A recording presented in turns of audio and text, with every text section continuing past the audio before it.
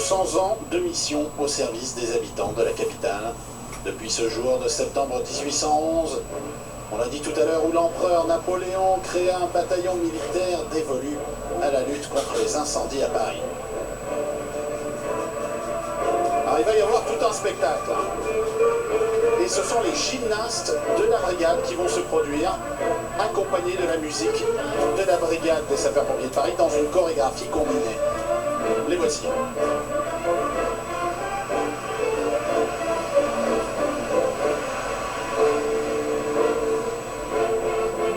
Alors attention, nous ne sommes pas dans le simple folklore.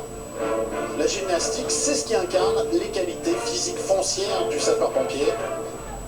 L'équilibre, la souplesse, la puissance, le repérage dans l'espace, le développement des sensations corporelles qui lui sont indispensables évidemment dans ses missions quotidiennes.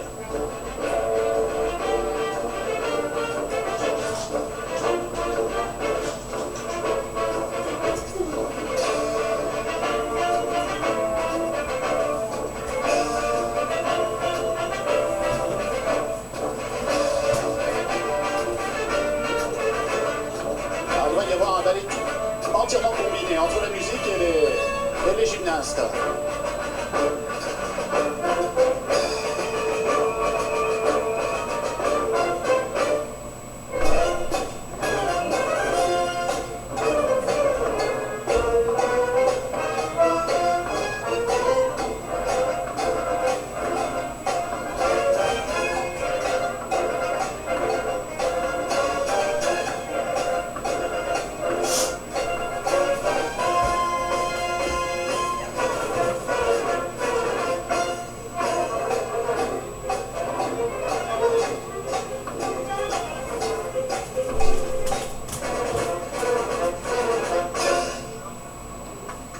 Alors ça va commencer, et la gymnastique ça fait partie de la préparation quotidienne des sapeurs-pompiers. Ce n'est pas que de la représentation.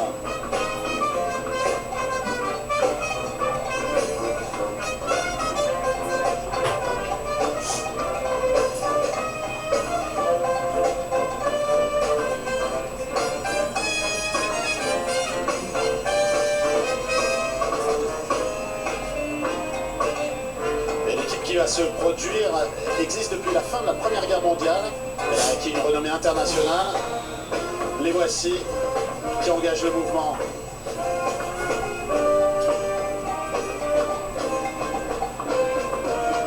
Alors ça aussi c'est inédit sur les Champs-Élysées.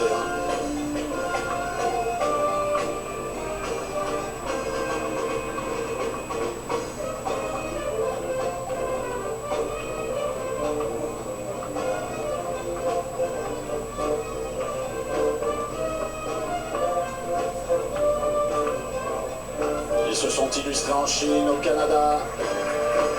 Ils ont aussi le prix spécial du jury au Festival du Cirque de Monaco. Et ils font une 60aine de représentations publiques en France chaque année tout de même.